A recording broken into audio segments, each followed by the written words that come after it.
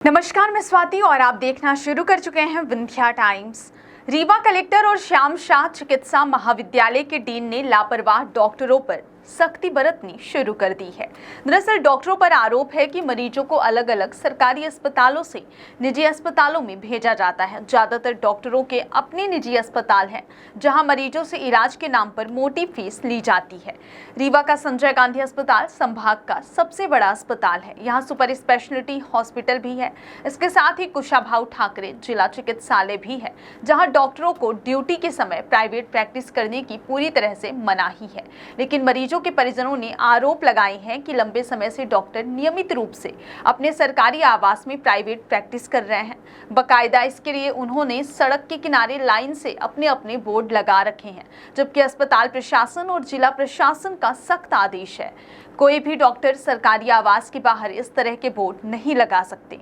Rewa collector Pratibha Pal और श्याम शाह चिकित्सा महाविद्यालय के डीन सुनील अग्रवाल का कहना है कि सरकारी कॉलोनी में डॉक्टरों के द्वारा लगाए गए बोर्ड पूरी तरीके से गलत हैं। उनके द्वारा अस्पताल की ड्यूटी के समय में प्रैक्टिस करना भी गलत है। हम लगातार इस पर नजर बनाए हुए हैं, जल्द ही कार्रवाई करेंगे। बताया गया है कि पहले भी जिम्मेदारों ने प्राइवेट प्रैक्टिस पर रोक लगाने की कोशिश की थी, लेकिन कुछ खास कामयाबी नहीं मिल पाई थी। डॉक्टरों की प्राइवेट प्रैक्टिस को लेकर आपने कुछ आदेश जारी किए, क्या है आदेश?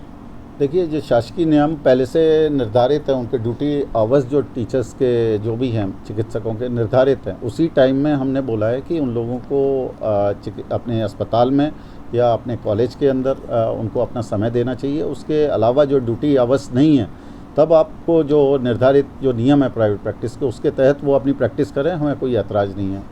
आप जहाँ बैठे हैं ठीक पीछे डॉक्टरों की कॉलोनी है।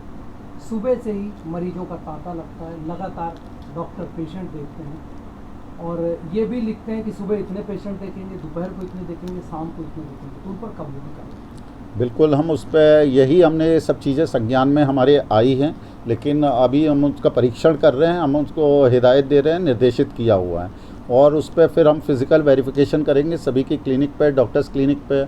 और जिस तरीके से जो उन्होंने बोर्ड भी लगा रखे हैं जो गैर नियमों से, वो भी हमें ठीक नहीं है कि प्रचार प्रसार का माध्यम नहीं है। प्रोफेशन ऐसा है, अपने को आपके पास आते हैं, तो वो उस पर भी हम रोक लगा रहे हैं। और हमारा प्राइवेट प्रैक्टिस पे जो भी अगर सरकारी अस्पताल के टाइमिंग के अंदर अगर कोई भी पाया जाता है, हम उसके खिलाफ़ कार्रवाई करेंगे, क्योंकि हमारे माननीय उप मुख्यमंत्री जी हैं, हमारी सरकार है और हमारे यहीं के रीवा क्षेत्र के हैं। हमें रीवा अंचल को स्वास्थ्य और चिकित्सा शिक्षा के केंद्र में उच्चतम स्तर पर ले जाना है, चिकित्सा का भी हब बनाना है, और हमें चिकित्सा शिक्षा के लिए भी हमारे पास पूरे हिंदुस्तान के जो हमारे रैंकिंग जो सुधरे, तो हमारे जो छात्र यहाँ पे आए पढ़ने के लिए, तो उनको लगना चाहिए कि चिकित्सा शिक्षा का सबसे उच्चतर केंद्र है।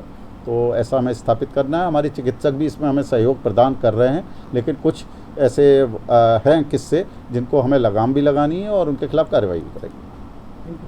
कहीं भी, चाहे वो मेडिकल कॉलेज के डॉक्टर्स हों, मेडिकल कॉलेज से मतलब है कि एसजीएमएच या अन्य कहीं के, या फिर अपने डिस्ट्रिक्ट हॉस्पिटल या पेरिफेरी के भी जो अपने सीएससीज हैं, यदि वहाँ के डॉक्टर्स के संबंध में अब हम लोग ये औचक निरीक्षण शुरू करेंगे और औचक निरीक्षण में कोई भी शासकीय नियमों का उल्लंघन करता हुआ पाया जाएगा तो उनके खिलाफ कड़ी कार्रवाई होगी। और इस बात की समझाइश और निर्देश भी सभी को प्रॉपर दिए जा चुके हैं कि उनको जो भी उनके ओपीडी के समय है उसमें कोई भी प्राइवेट प्रैक्टिस नहीं कर सकता है। और औचक निरीक्षण के दौरान जो भी लोग इसमें आएंगे उनके खिलाफ कार्रवाई होगी।